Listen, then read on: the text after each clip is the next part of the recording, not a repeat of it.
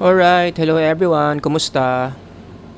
Matagal na akong hindi nakagawa ng lecture under ng Psychology of Religion and Spirituality, which is so unfortunate kasi sa tingin ko sa lahat ng playlist ko, isa to sa mga pinaka-favorite kong ginagawa ng lecture. Kasi as a psychology professional, dyan talaga yung research interest ko, no? Sa religion and spirituality. So anyway, kalimutan na natin yon. Eto na, nakagawa na ako ng isa. We will talk about fake religiosity. So, trigger warning lang, itong topic na to, very controversial, baka maraming tamaan, but just focus on the intellectual side of this lecture. Okay? So, hindi ako nandito to criticize anyone's faith. I am just analyzing a behavior na may kinalaman sa pagiging religyoso in the lens of psychology. But before that, syempre God's Word muna tayo, foundation natin lagi yan. Punta tayo sa Isaiah 1:15, may kinalaman to sa tinatawag na fake religiosity. Ang sabi ni Isaiah dito, actually hindi si Isaiah ang nagsasalita dito, si Lord mismo. Okay? So si Lord mismo ang nagsasalita dito, ang sabi niya, when you spread out your hands in prayer, which is ginagawa sa religion, right? People pray a lot. I will hide my eyes from you. So pwede pala yun, nagpe-pray ka kay Lord, pero hindi kanya pinakikinggan. Even if you offer many prayers, which is again, ginagawa sa religion, ginagawa ng mga taong religyoso, I will not listen. Bakit? Your hands are full of blood. Okay? So, i-explain natin yung implication ng Isaiah 1:15 in connection to, again, a behavior na pinag-aaralan natin sa psychology, which is yung pagiging religious. Maliwanag ba? So, sino dito religious? Taas ang kamay. May kakilala ka na religious? Taas ang kamay. So, ano yung mga adjectives na pwede mong ibigay sa mga taong religious? If I ask you to describe them, ano yung mga behaviors o ano yung mga pwede mong ipang-describe sa kanila? Ang mga taong religious, blank. Yon. So, do that exercise. But, disclaimer lang, no? Itong lecture na to talks about religiosity in the context of Christianity. Okay? So, hindi ko alam kung yung mga sasabihin ko dito applies to other faiths. Kasi wala naman akong mastery ng other faiths such as Islam, Buddhism, Hinduism, or iba pang mga faith. So, ito, mag-a-apply sa Christianity. Okay? Now, let's talk about fake religiosity. Yung mga taong nagpa-practice ng Christian faith, meron silang wrong assumption where they believe that by doing religious things, God is pleased. Sino dito may ganyang assumption? Pag gumawa ako ng maraming mga religious na behaviors, natutuwa si Lord sa akin. Pag pray ako ng pray, natutuwa si Lord. Pag Bible study ako ng Bible study, natutuwa si Lord. Kapag nagsasacrifice ako ng mga pleasures ko sa buhay, hindi na ako kumakain ng baboy, or pinapapako ko yung sarili ko sa cross tuwing Holy Week, or ano pa ba? Or hindi na ako nagmumura for 1 month, or hindi na ako nagmimintis ng Sunday service for 3 straight months, natutuwa sa akin si Lord. As I mentioned, itong ganitong framework, it is actually a wrong assumption. Kapag may ganyan kang assumption, most likely, biktima ka na ng tinatawag na fake religiosity. Ang tanong, bakit? Paano nagiging fake ba ang religiosity? Let's continue. I-define muna natin yung religiosity. Maraming definition yan. Specifically in this lecture, ito yung gusto kong gamitin, yung kay Chatters et al. Basahin niyo yung paper niya. Pati na rin yung kay Sheeman et al. 2013, mas bago yan. Basahin niyo na lang. Okay? But paraphrasing their definition, religiosity is defined as something behavioral. Bagay na ginagawa. Basahin ko, i-zoom in, the frequency, consistency, and social embeddedness of religious practices performed by an individual within a recognized religious tradition. Hindi lang nalagay dyan ang isa pang feature ng religiosity, madalas itong mga practices na yan ginagawa in the context of groups. Kasama mo yung mga ka-Bible study mo. Kasama mo yung quote-unquote na congregation mo. habang ginagawa itong mga behaviors na yan that connects you to a higher being who is, of course, God. Maliwanag. Kaya ang adjective ng religiosity is religious kasi religiosity is a noun. Diba? Or pwede rin, if you're gonna use it as an action word, it's a verb. Pero kung gagawin mo tong panglarawan, oy, itong nanay ko, religious. Itong best friend ko, religious. Anong ibig sabihin nun? Ibig sabihin nun, sila yung mga tao na madalas gumagawa ng mga ganyang behaviors that connects them to God. Lagi kang nagsisimba, lagi kang nagbabasa ng Bible, lagi kang nagko-confess kay Lord ng sins mo, lagi kang kumakanta ng praise and worship. Lahat yan, expressions of religiosity. So again, going back to the aim of this lecture, ang in-establish natin dito, ang religiosity hindi lahat tunay. May religiosity na real, may religiosity na fake in the context of Christianity. Ulitin ko, mahalaga kasi hindi ko alam kung totoo rin ba to sa ibang faith. Okay, so I don't talk about other faiths. Ito ang focus natin on Christianity, may fake at merong real religiosity. Maliwanag. So, unahin ko i-discuss yung fake religiosity. Okay? Ano ibig sabihin nun? Simba ka ng simba, pray ka ng pray, feeling mo close ka kay Lord, pero hindi naman pala totoo yung mga ginagawa mo. Siguro one real example of this, kuha tayo ng isang balita na nangyari during the Christmas season. Siguro yung iba sa inyo napanood na to or nabasa na to, i-zoom in natin, merong rumble na nangyari somewhere sa Quiapo Church noong simbang gabi. Hindi ko lang maalala kung particularly pang ilang gabi itong nangyari na to. Basta ang bottom line, may dalawang grupo ng kabataan na nagsimbang gabi. After magsimbang gabi, nag-away sila sa simbahan. If I'm not mistaken, although hindi naman sa loob, pero within the vicinity of the church, of the Quiapo Church, at nag-away sila immediately after the Mass. Nagigets nyo? So, i-review nyo na lang, no? Punta na lang kayo sa Google or i-YouTube nyo, for sure, merong news item dyan. Now, this is one example of, I would say, kapag ganyan ang pattern mo, pwede mong masabi na yung religiosity mo, fake. Diba? Nasaan yung religiosity dito? Yung nagsisimbang gabi ka. Diba? Talagang gumising ka ng maaga, punta ka sa simbahan, attend ka ng mass, religiosity yan eh. Pero, I would question the validity or I would question the genuineness of that religiosity kung ganito yung nangyari. Kumbaga, ipaparaphrase ko, ito yung nasa title natin, simba siya ng simba, pero masama pa rin ang ugali. May kakilala ba kayong ganyan? May kakilala ba kayong ganyan? Yung talagang religious siyang tao. Talagang alam niya lahat ng prayers, alam niya lahat ng worship songs, talagang nagbabasa siya ng Bible, but for some reason, hindi lumalabas sa ugali niya. Hindi nagtatranslate sa ugali niya. Yun yung tinatawag nating fake religiosity dito. Let me give you some other examples. Baka lang may kakilala kayo. Simba siya ng simba. Talagang laman siya ng simbahan. Talagang basa siya ng Bible. Talagang naniniwala siya kay Lord. Pero, palamura. Sino may kakilalang ganyan? Ilagay dyan sa chatbox ang pangalan. Hindi, joke lang ha. Huwag niyong gawin yan ha. Simba ng simba. Pero chismoso. Pero ang lakas magsugal. Wala nang control. Pati bahay niya na itatayanan niya sa sugal niya, sa dami niya ng utang. Palasimba, basa ng Book of Revelation, pero ang lakas din manood ng porn. Natapos ang buong Bible from Genesis to Revelation, pero scammer pala. 3 yung sindikato niya na ang goal mang-scam ng tao. Simba ng simba, confess ng sin kay Lord, mahal daw niya si Lord, pero guess what? Riding in tandem pala. May nabasa akong ganyan ha. Umamin siya, ang trabaho niya riding in tandem. So, ang ginagawa niya, tuwing may titirahin sila, magsisimba muna. Okay? Bago tumira ng tatrabahuhin niya.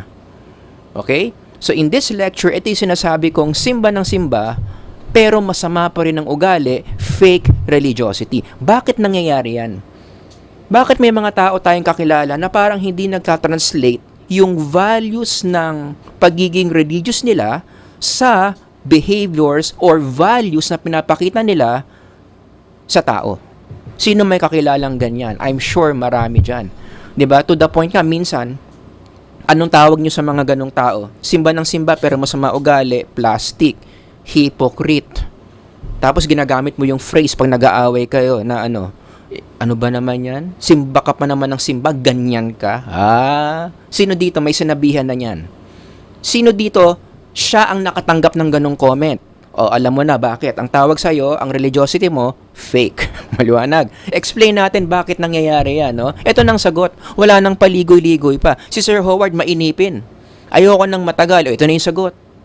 Bakit may mga ganyang tao? Kasi yung religiosity nila hindi galing sa loob. Another word for that in Tagalog, mababaw. Ang mga taong simba ng simba pero masama pa rin ang ugali. Hindi nagka-translate yung word ni Lord sa mga buhay nila in the way they treat other people, masama pa rin ang ugali, mababaw. Hindi galing sa loob yung pagka-religious nila. Ito yung conceptual framework natin dyan.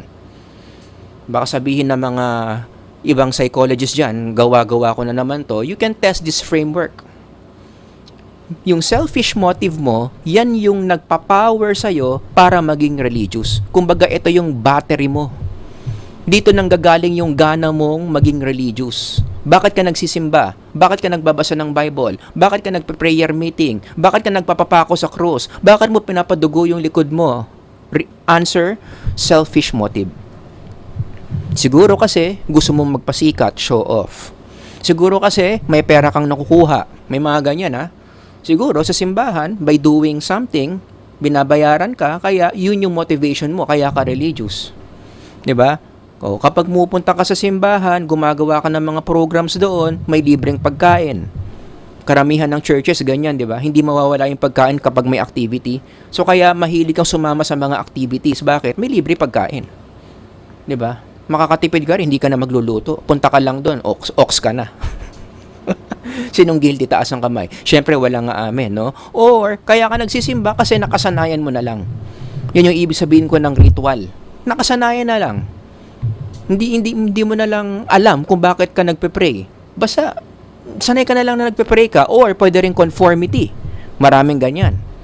Nagsisimbang gabi, tanungin mo ba't siya nagsisimbang gabi? Kasi yung mga barkada ko nagsisimbang gabi rin kaya sinamahan ko na. Yun. Conformity ang tawag doon. Lahat yan, external. Everybody say external. Galing sa labas. Yan yung motivation mo kung bakit ka gumagawa ng mga religious behaviors. In the literature, ang tawag dyan is extrinsic religiosity. Everybody say extrinsic religiosity.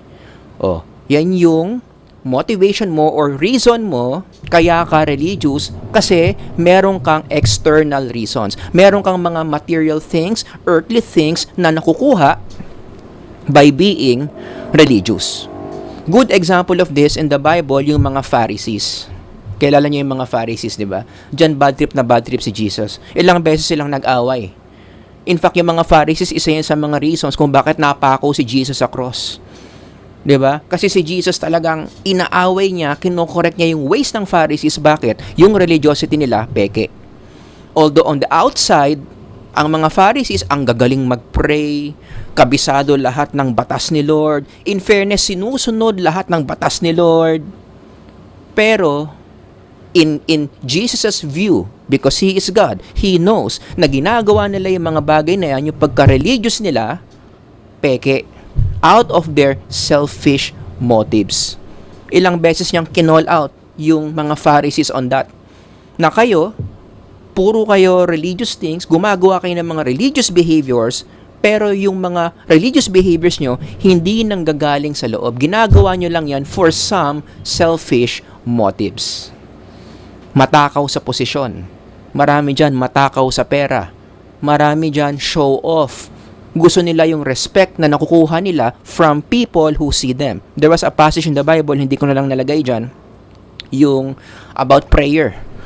Diba? Ginamit na negative example ni Jesus, itong mga Pharisees in terms of praying. Huwag niyong gayahin yung mga Pharisees, yung mga religious leaders nyo na nagpe-pray sa harap ng maraming tao using flowery words.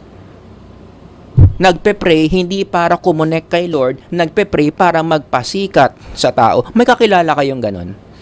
Pag nagpe-pray, nagpapasikat, alam mong hindi nagpe-pray, nagpapasikat lang, pinapakita lang niya Englishero siya.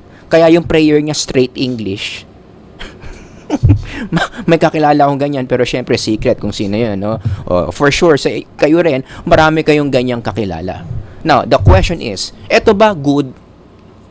Maganda ba na kapag yung religiosity mo fake, nanggagaling sa some external reasons? Ang sagot, hindi. Galit si Lord dyan.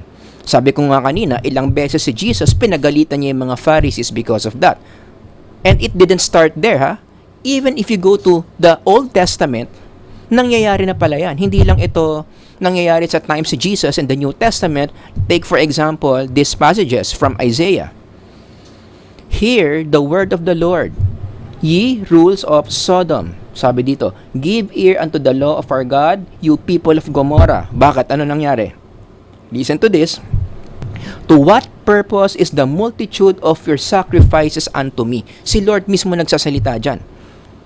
So yung mga tao pala dito, specifically mga high priest ito, maraming sacrifices. Pero ayaw niya. Ayaw ni Lord yung sacrifices. Remember, when you offer sacrifices to God, it is an expression of religiosity. So parang ang sinasabi dito, ayaw ni Lord yung religiosity ng mga taong nagiging religious dito. Tuloy natin. To what purpose is the multitude of your sacrifices unto me, saith the Lord? I am full of the burnt offerings, another expression of religiosity, of rams and the fat of fed beasts, and I delight not in the blood of bullocks or of lambs or of the goats. Bottom line, yung religiosity na pinapakita ng mga tao dito, ayaw ni Lord because He knows it's fake. Yung opening verse natin kanina, yan din yung point nun. Isaiah 1:15. When you spread out your hands in prayer, another expression of religiosity, I will hide my eyes from you. Even if you offer many prayers, I will not listen. Your hands are full of blood. Again, bottom line, may religiosity, may pagkarelihiyoso na ayaw ni Lord kasi alam niyang hindi tunay, japeks. Sabi pa dito, in another passage in Isaiah, therefore the Lord said, these people draw near to me. Drawing near to me, ano yan? Religiosity yan. Maraming possible expression yan. Nagpe-pray ka, nagbabasa ka ng Bible, pumupunta ka sa simbahan, drawing near to God. But what happened? Sabi dito, drawing near to me with their mouths and honor me with their lips. Isama mo na rin yung praise and worship dyan. Panay ang here I am to worship mo. Panay ang kanta mo ng ano ba, give me a gospel song. Panay ang kanta mo ng you are with me. Panay ang kanta mo ng oh come all ye faithful kasi Pasko. Pero ano sabi? But their hearts are far from me. Their worship of me is but rules taught by men. Religious sila, pero yung pagka-religious nila ayaw ni Lord kasi alam niyang hindi tunay, japek. Talon ka ulit sa New Testament, ito na yung isa sa mga inaway talaga ni Jesus yung mga Pharisees. Yung kanina ko pang sinasabi. Anong sabi ni Jesus? Woe to you, teachers of the law and Pharisees, you, basa, hypocrites. Grabe, no? Dalawang matinding words yan from Jesus to the Pharisees. Woe to you, mahiya naman kayo, kahalang-halang kayo, sabi ni Jesus. Hypocrite means what? Sa Tagalog, plastic. Mga plastic kayo, sabi niya. Napatagalog si Jesus sa sobrang galit niya during that time. Diba? Mga halang kayo, mga plastic kayo. You are like whitewashed tombs. Bakit? Saan nanggaling yung pagka-plastic ng mga Pharisees? Basa, which look beautiful on the outside. Yun yung religiosity. Ganda tignan, no? Kasi okay yung mga rituals nila, okay yung mga prayers nila, okay yung mga sacrifices nila, ang gandang-ganda ng liturgy nila, yung order of worship, parang ang galing-galing nila, kabisado nila lahat, alam nila kung ano sasabihin in the different parts of the service, ang galing, everything is synchronized. It looks beautiful outside. But, ito na, on the inside are full of dead men's bones and everything unclean. Peke yung religiosity nyo. Hindi tunay. Kaya ayaw ko niyan. Nagigets nyo? Yan yung tinatawag nating fake religiosity. So I can, given this definition of fake religiosity, pwede kong makonect yung report kanina sa isang fake religiosity. I would say na itong mga taong to, na ito disclaimer lang, hindi ko sila kilala. Okay? Syempre, marami na naman magsasabi, who are you to judge them? I'm not judging them. Ginagamit ko lang itong lens na to, itong framework na to make sense of this news item. If I'm wrong, then I'm wrong. Maliwanag. Again, hindi ko sila kilala. Hindi ko pa sila nakakausap ng matagal. Pero gamitin lang natin at surface value. Okay? Itong nangyari using the lens of the lecture na ginagawa ko ngayon. So, paano natin nasabi na fake religiosity to in connection to what happened? Kasi ganito. Anong sabi dito sa Isaiah? These people draw near to me. In fairness, nagsimbang gabi. Gumising na maaga, pumunta sa Quiapo Church, drawing near to God, nakinig sa homily ni Father, lahat yan, drawing near to God. Siguro along the way, nagdasal din sila dyan, kumanta din sila dyan, lahat yan, drawing near to God. Okay? Pero, anong sabi? Tuloy natin. Their mouths honor me with their lips. Sinabi ko na yan. Kumanta siguro, nagdasal yung mga yan. But their hearts are far away from me. Can we say na itong mga taong to, na nagsimba tapos nagrumble sa labas, na ang reason lang nagkatitigan ng masama, can we say na yung hearts nila far from God? I would say yes. Paano ko nasabi? Kasi kapag yung heart mo is near the God that you worship, ibig sabihin meron kayong intimacy. Everybody say intimacy. Close na close ka sa Diyos na sinasamba mo. Alam niyo kung anong behavioral outcome nun? In the psychology of religion, you become the God that you worship. Along the way, nakukuha mo yung mga key attributes niya o yung mga kaugalian niya in Tagalog. So kung ang Diyos mo talaga si Kristo, at ikaw konektado ka kay Kristo in a deeper way, mahal mo ang Diyos na sinasamba mo, mamamana mo, makukuha mo yung mga kaugalian niya, such as what? Gentleness, forgiveness, di ba? Love, understanding. Pero hindi ito yung nangyari dito. Nagrumble sila, ano ang reason? Nagkatinginan ng masama. Kung talagang mahal mo ang sinasamba mong Diyos, who is Jesus in this context, nung nakita mong tinitignan ka ng masama, hindi ka na dapat nagalit. I-apply mo yung attribute ni Jesus of a forgiving person. Ang sama ng tingin mo sa akin, naiinis ako, pero dahil mahal ko si Lord, mahal ko si Jesus, I'll just let that go. Ano ngayon kung masama tingin mo sa akin? Ipagpe-pray na lang kita. Ganon! Di ba? Ganon yun eh. Ganon dapat yung response mo dyan. If you are really intimate with the God that you worship in this context, who is Jesus? Does that make sense? So using this lens, no, using this passage, we can say na yung religiosity dito na pinakita, nagsimba, kumanta, umattend ng misa, nakinig kay Father, pero after nakipagrambulan doon, most likely fake religiosity. And same with other behaviors. Yung mga naiisip yung tao kanina. Simba ng simba, basa ng Bible. Diba? Ang daming alam na prayers, pero masama naman ang ugali. Palamura, chismoso, sugal, nood ng porn, nangyayari talaga yan. Does that make sense? They don't become the God that they worship. Bakit? Kasi nga yung framework na nag-a-apply sa kanila, going back, is this framework. This framework. Ginagawa lang nila yung mga religious behaviors nila out of their selfish motives. Di balikan natin yung balita dito. Again, hindi ko sila kilala. So, nanguhula lang ako ng mga motives dito. I might be wrong. If I'm wrong, then I'm wrong. Right? Pero, let me give a good guess. Bakit kaya nagsimba yung mga yan? Siguro, nagkayayaan yung barkada. Kaya nagsimba. Siguro, yung crush nila, nagsisimba rin dun sa simbang gabi. Kaya pumunta na lang din. Siguro nakasanayan na lang, 'di ba? Na every year nagsisimbang gabi. Magsimba tayo ng kumpletuhin natin yung simbang gabi para matupad yung wish natin. So yun yung pinaka-purpose nila. Nandun sila magsimba para matupad yung wish nila after nila makumpleto yung simbang gabi. May mga ganyan. Does that make sense? Yun. Kaya siguro most likely nangyari yan. Okay? Now as I end, syempre, ayoko naman mag-stop sa fake religiosity. Pag-usapan natin ng mabilis lang yung kabaliktaran, real religiosity. So, ano pinagkaiba ng fake religiosity sa real religiosity? Ito ang framework. Sabi ko sa inyo, ayoko nang matagal. So, ito kaagad yung sagot ko dyan. Kapag yung religiosity mo, yung pagka-religious mo totoo, yung motivation mo bakit ka religious is something internal. You are religious because you have so much intimacy with God. Sa Tagalog, close na close kayo ni Lord.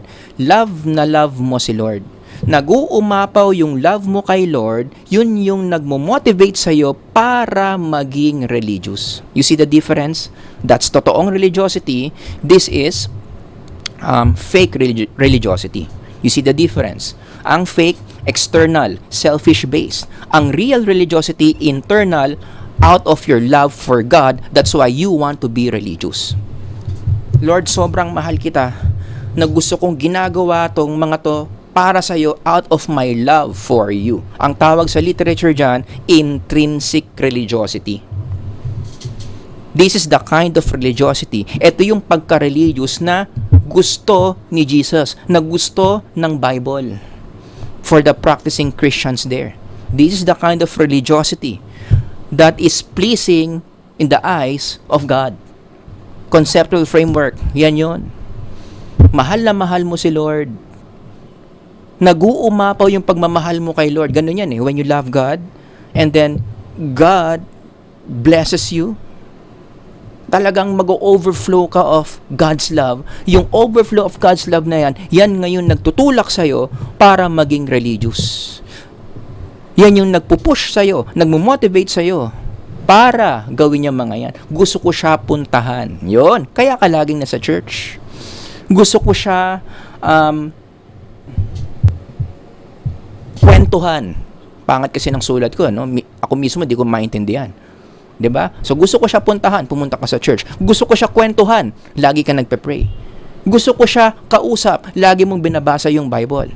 Because God speaks to you through His Word. Gusto ko siya ipakilala, kaya ka nag-evangelize.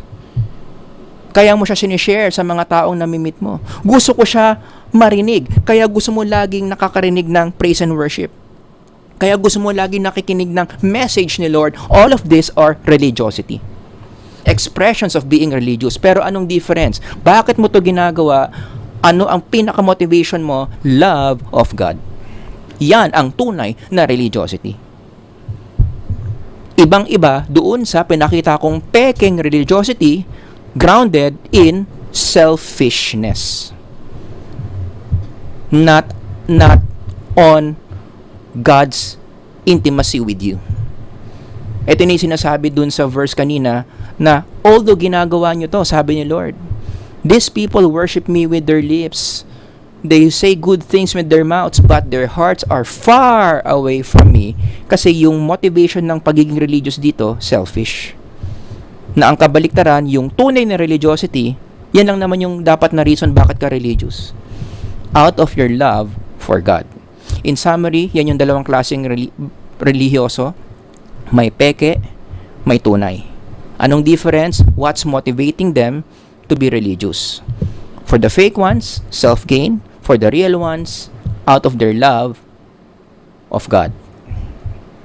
Maliwanag. Now, between the two, anong mas maganda? In the context of psychology, syempre yung number 2. Yung real. You know why? Studies show na ang intrinsic religiosity is a strong predictor towards better mental health. If you want evidence on that, basahin nyo to, i-zoom in natin, yan yung APA citation, download nyo, and then you read. Basically, ang sinasabi lang dito, magaganda ang nangyayari sa mental health ng tao kapag yung religiosity nila is out of intrinsic religiosity, out of their love for God. Nagigets ninyo? So, gagawan ko na lang din yan ng ibang lecture video. As I end, applications. Number 1. Ang application dito, number one, for those of you who are religious, it's always healthy to check your motives. Kayo ba, in the first place, bakit kayo religious? Why are you going to church? Why are you reading God's Word? Why are you listening to God's messages? Bakit? That's a very important question to know. Why are you being religious? Sana ang sagot nyo dyan, because you love God. Yung mga tao na ang sagot, external. Kasi, pwedeng mahuli mo yung sarili mo, external reason, no? Fake pala yung religiosity mo, extrinsic ka pala, it's not yet too late. Let's go to number 2. Kung sakali mang extrinsic ang religiosity mo sa number 1, pwede mo pa namang trabahuhin yan. Aim for intrinsic religiosity. Lipat ka sa kabila. And the key para magawa mo yon from extrinsic to intrinsic is again, you reanalyze, you reevaluate yourself. Do you really love God? Loving God is the way for someone who's fake in religiosity to be transformed. Everybody say transformed. Transformed to become intrinsically religious. And by the way, love of God is an action. It is something that you do. Huwag mong antayin na, sige Lord, gusto ko nang maging intrinsically religious. Ayoko na maging extrinsically religious. Antayin kong kiligin ako sa'yo. Hindi ganon. Loving God is an action. So when you keep on loving God by doing certain actions in a way na mumove yung sarili mo from extrinsic religiosity papuntang intrinsic. Gagawa natin ng ibang lecture yan. What does it mean to love God in action form? And last one, number 3, now it makes sense. Ibig sabihin yan, given this lecture na pinakita ko sa inyo, marami na ngayon tayong mga behaviors ng mga tao na pwede na nating maipaliwanag kung bakit sila ganun. Bakit may mga tao na kahit religious, salbahe pa rin, masama pa rin ang ugali? Now we know. Diba?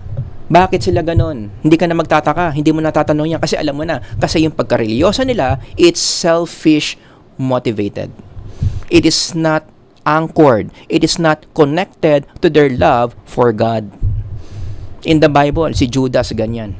Kung isipin mo si Judas, part of the 12 disciples, di ba? Talagang sureball tayo, religious yan. Kasi yung circle ni Jesus na yon, religious yung mga taong yun eh. After all, kasama nila si Lord mismo, 'di ba? Dapat lang maging religious sila.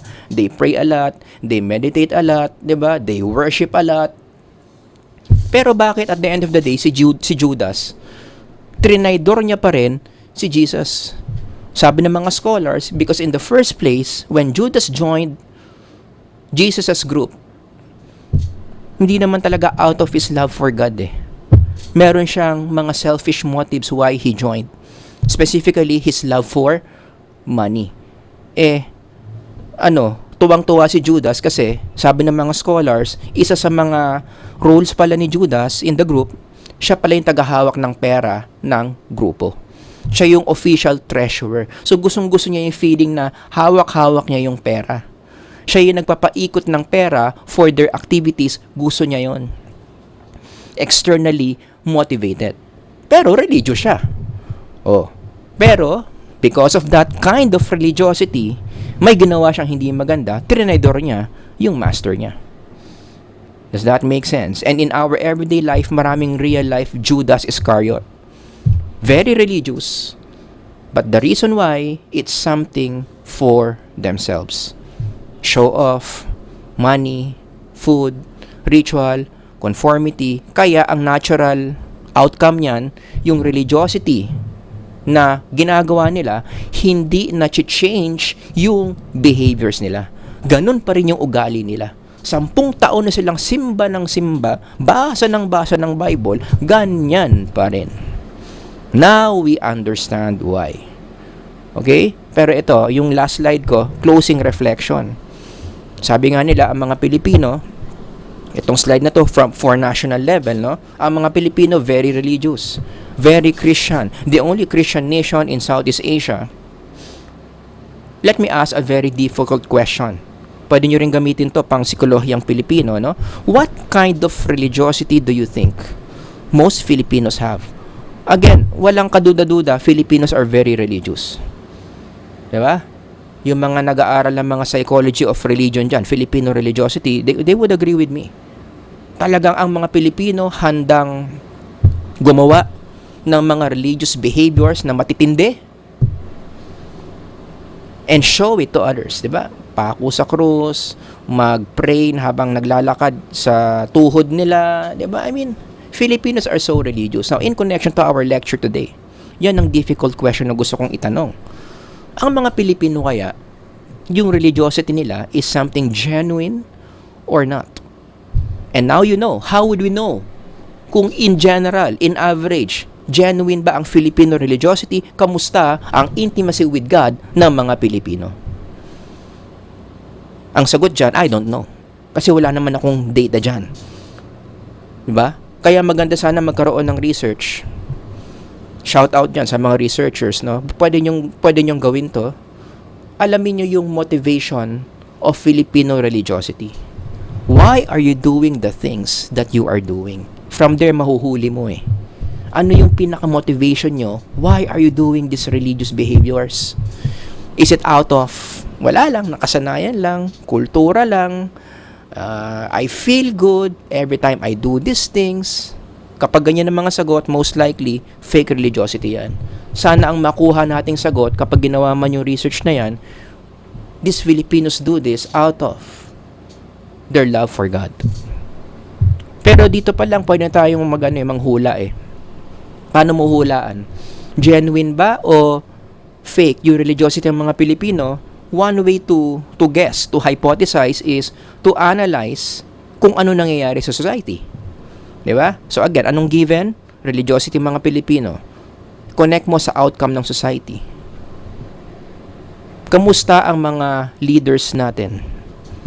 Yung mga leaders ba natin, yung mga behaviors nila, nasa-shape ba ng God's Word? Who they claim they worship, who they claim they believe in. Oh, baka sabihin nyo, pinag-iinitan ko yung mga political leaders. Other than them, lahat ng sectors. Kamusta yung youth, yung Filipino youth natin? Are they still going to church? Are they still talking about God? Kamusta yung mga values nila? Ano ang views nila about abortion? Anong views nila about marriage? Ano ang views nila about premarital sex? Am I making sense? Kamusta ang family system ng mga Pilipino? Buo pa ba ang family system ng mga Pilipino? Meron pa bang fidelity within the family system? Sila daddy ba at si mommy, faithful pa rin ba sila with each other? Yan yung mga dapat nating tignan para more or less mahulaan natin kung anong klaseng religiosity meron ang mga Pilipino. Again, I don't know the answer because I don't have the data. But once I do, kung magawa ko man yan in the future, gagawa natin ng panibagong lecture yan. Pero syempre ako as a Filipino myself, umaasa ako na sana naman, ang mga Filipino religious kasi talagang close tayo kay Lord. Alright? Sana. Okay? Anyway, ay mga sana na yan, no? Minsan nakaka-disappoint, no? Anyway, so yun lang yung maikli nating lecture on fake religiosity. So sana marami kayong natutunan. If you have questions, comments, next lectures na gustong i-suggest, ilagay nyo na dyan sa baba. Sir Howard here. God bless everyone. Bye-bye.